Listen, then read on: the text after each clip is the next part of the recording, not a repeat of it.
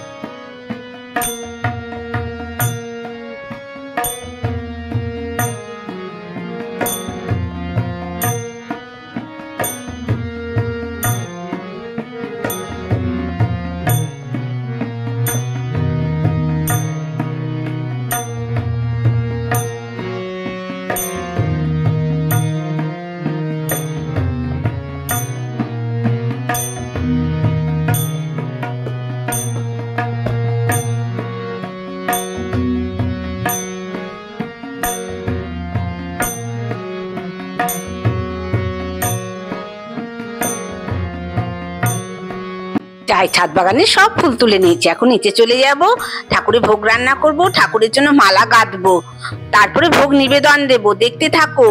এই দেখো, ভোগের খিচুড়িটা রান্না হয়ে গেল, আমার সব ভোগ রান্না হয়ে গেছে। এখন ঠাকুরের আসন পাতবো, ঠাকুর বসাবো, তারপরে ঘট পাতবো। এই দেখো, এখন খিচুড়িতে ফোড়ন দেবো, তাহলে সব কমপ্লিট।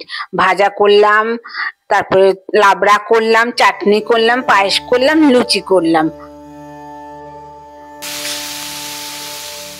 এই যে ঠাকুরের আসন পাতা হয়ে গেছে, ছোট্ট করে আলপনা দিয়েছি, ঘট পাতবো, ঠাকুরকে নিবেদন দেব, ভোগ নিবেদন দেব, তারপর পাঁচালি পরবো, তারপরে আরতি করব। দেখতে থাকো।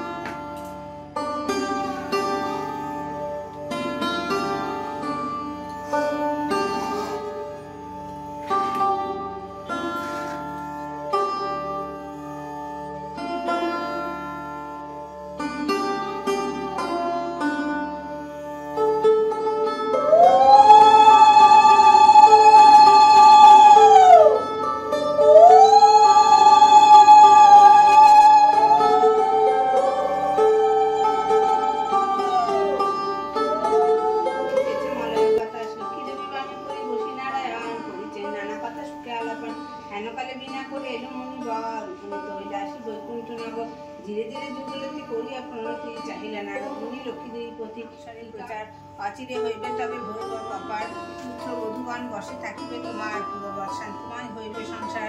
এত কহি লক্ষ্মী দেবী হইল আদর্শন নিষ্ঠচিত্তে বিদ্যা গৃহ করিলা গমন আসিয়া বধূগণে বিদ্যা করিল বর্ণন যে রূপ ঘটিল বলে লক্ষ্মী দর্শন ব্রতের বিধান বিদ্যা বলিলা সবারই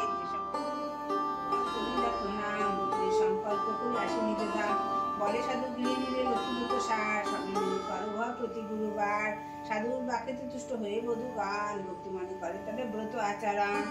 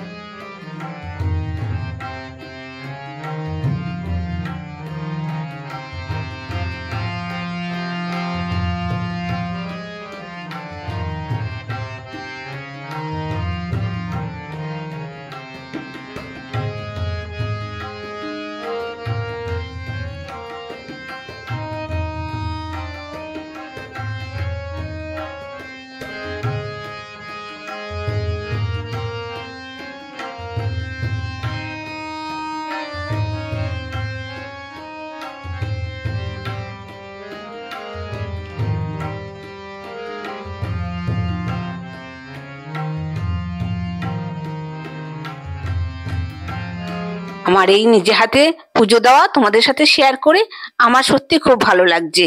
মা লক্ষ্মী যেন সবার ঘরে ঘরে শান্তি, সমৃদ্ধি এবং সুখের আশীর্বাদ বর্ষণ করেন।